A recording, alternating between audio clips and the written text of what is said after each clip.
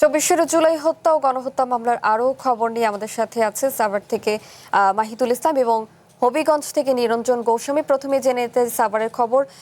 মাহিদুল, সাভারে আসলে কতটি মামলা আছে এখন পর্যন্ত, সেই সাথে এগুলো নিয়ে আসলে আইনজীবীরা কি বলছেন সে সম্পর্কে একটু জানাবেন। ধন্যবাদ শাহন। একটি বিষয় আপনাকে জানিয়ে রাখছি যে এখানে কিন্তু একাধিক মামলা হয়েছে। এখানে প্রায় 70-72 জন কিন্তু এখানে নিহত হয়েছিলেন এবং 554 জন আহত হয়েছিলেন। প্রত্যেকটি বিষয়ে কিন্তু এক একটি করে মামলা হয়েছে। আর এই মামলাগুলোর কিন্তু আমরা একটা বিষয় দেখেছি যে একজন বাদী কিন্তু দুটি করে কিন্তু একজন বাদীর অর্থাৎ একজন আহতর এগেইনস্টে কিন্তু দুজন করেও কিন্তু মামলা হয়েছে, দুজন বাদী হয়েও কিন্তু মামলা হয়েছে। এই ধরনের ঘটনা আমরা এখানে দেখেছি। এছাড়া কিন্তু এখানে একটি ঘটনা ঘটেছে যে যে নিহত জীবিত ব্যক্তিকে নিহত দেখিয়ে কিন্তু এখানে তাকে তার বিরুদ্ধে মামলা দায়ের করা হয়েছিল। আর এই সব বিষয় কিন্তু মামলা বাণিজ্যের একটি বিষয় এখানে সম্পর্কিত। আমরা এইসব বিষয় নিয়ে আমরা ভয়েস অফ জুলাইয়ের প্রতিষ্ঠাতা সভাপতি মোস্তফা কামাল মুকুল তার সঙ্গে আমরা কথা বলবো। তার কাছে জানতে চাবো যে যে মামলাগুলো হয়েছে সেসব মামলার ধরন এবং সেসব মামলাগুলো সেসব মামলাগুলোর কি ধরনের আসলে অগ্রগতি হয়েছে। ধন্যবাদ। ধন্যবাদ।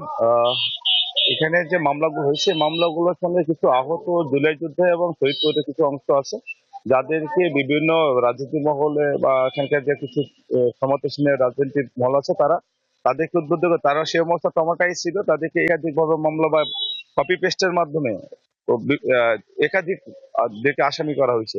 200-250 ভাবে এভাবে একাধিক মামলা করা হয়েছে এবং পরবর্তীতে এদেরকে ভুল বা অনাগত ভাবে ঢোকানো হয়েছে বলে এদেরকে আবার পরবর্তীতে 173 বা এফিডেভিটের মাধ্যমে তাকে সরা করছে। কিন্তু এই অপচারে কিছু এদের একটা বিশাল বড় একটা অর্থ কেলেঙ্কারি তথ্য পাওয়া যায়। এই বিষয়গুলো নিয়ে ভয়েস অফ জুলাই একদিন মানববন্ধনও করে এবং থানা ঘেরাও কর্মসূচি করে মিথ্যা মামলা হয়রানি এই বিষয়গুলো নিয়ে এখানে তীব্র প্রতিবাদও জানায়। তো বিষয়টা এটা নিয়ে ধন্যবাদ আপনাকে। আমি শুনছিলেন যে এখানকার যে মামলাগুলো হয়েছে সেই মামলাগুলো কিন্তু বিভিন্ন আঙ্গিকে মামলা হয়েছে। একই একই ব্যক্তি কিন্তু মৃত্যুর ঘটনায় দুটি করে মামলা হয়েছে। এইসব বিষয় কিন্তু এখানকার অর্থ কেলেঙ্কারির একটি সম্পর্ক আসলে পাওয়া যায়। শাওন।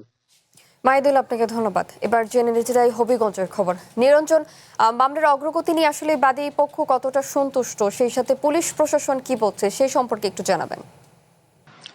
শাওন, আপনি যেমনটি বলছিলেন, 24-এর গণ অভ্যুত্থানের পরে কিন্তু হবিগঞ্জে 3টি হত্যা মামলা সহ অন্তত 40টি মামলা দায়ের করা হয়েছিল। বিশেষ করে 5 আগস্ট সরকার পতনের পর বানিয়াচংয়ে পুলিশের সাথে স্থানীয় জনগণের একটি সংঘর্ষ হয়েছিল। সংঘর্ষে কিন্তু 9 জন নিহত হয়েছিলেন এবং ওই ঘটনায় নিহত হাসানের পিতা বাদী হয়ে একটি হত্যা মামলা দায়ের করেছিলেন। পাশাপাশি 2 আগস্ট এবং 4 আগস্ট হবিগঞ্জে ব্যাপক সংঘর্ষ হয় এবং সংঘর্ষে 2 জন নিহত হন এবং ওই ঘটনাগুলোতেও কিন্তু হত্যা মামলা দায়ের করা হয়েছে। পাশাপাশি ওই ঘটনাগুলোতে যারা আহত হয়েছিলেন তাদের পক্ষ থেকেও বেশ কয়েকটি মামলা করা হয়েছে। ওই ঘটনাগুলোতে কিন্তু হবিগঞ্জে এখন পর্যন্ত 5 থেকে 600 আওয়ামী লীগের নেতাকর্মী সহ বিভিন্ন পর্যায়ের নেতাকর্মী কিন্তু তারা কারাগারে রয়েছেন। বিশেষ করে সাবেক বিমান ও পর্যটন প্রতিমন্ত্রী অ্যাডভোকেট মাহবুব আলী, হবিগঞ্জ 4 আসনের সাবেক এমপি ব্যারিস্টার সৈয়দ সাইদুল হক সুমন, হবিগঞ্জ 2 আসনের সাবেক এমপি অ্যাডভোকেট আব্দুল মজিদ খান এবং হবিগঞ্জ পৌরসভার মেয়র আতর রহমান সেলিম সহ কিন্তু অনেক নেতাকর্মী এখনো জেলে রয়েছেন।